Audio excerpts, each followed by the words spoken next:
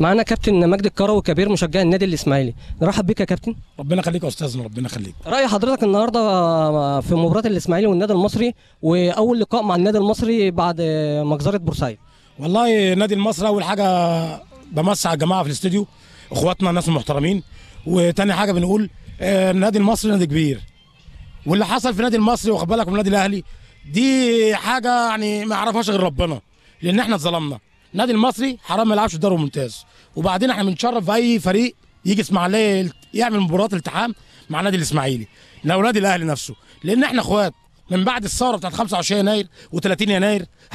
احنا اخوات ما ينفعش نعض في بعض، وربنا يهدي البلد، والبلد ان شاء الله تستقر. وعشاق الكره المصريه بيقولوا عشان ترجع الكره تاني بنحبك يا مشير وبنحبك يا سيسي، وان شاء الله الكره راجعه تاني بك انت يا كابتن ابو زيد. يا كابتن ابو زيد احنا بنناشدك وبنقول من خلال القناه المحترمه الكوره هترجع تاني وبجمهور يا كابتن، ويا ريت ما تطلبش تامين مباراه، لان احنا اللي هنامن مباراتنا كجمهور محترم، وكلمه ارترس دي هنغيرها كجمهور محترم بنحب الانديه بتاعتنا المصريه فقط لا غير.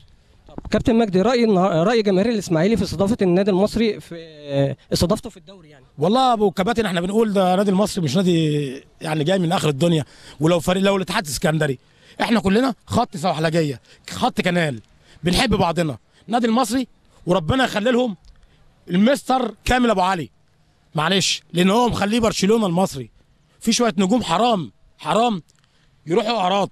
الفرقه دي حرام، ده الفرقه دي منتخب يساند المنتخب الوطني، وبقولها ليك يا كابتن واخد بالك بلادري، بقولها لك حرام اللي بيحصل في المنتخب بتاعنا، حرام.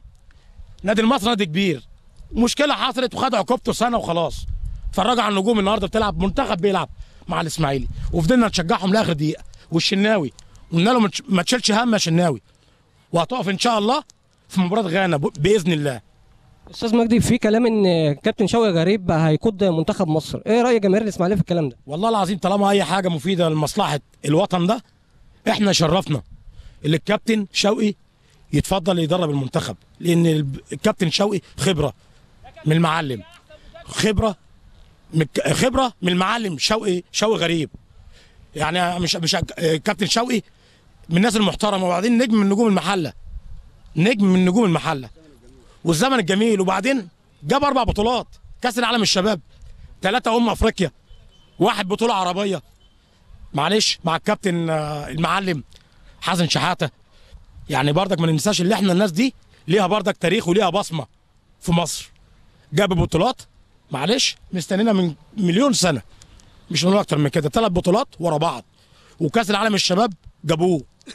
فالناس دي لازم تاخد حقها، والكابتن شوقي من الناس المحترمين والناس اللي تدي المنتخب واخد بالك، مش هقول الاوفر العالي، لان الكابتن يعتبر واخد بالك العلاج بتاع لعيبه المنتخب، فاهم لهم وعارف مين اللي ممكن يدي ومين اللي ما يديش.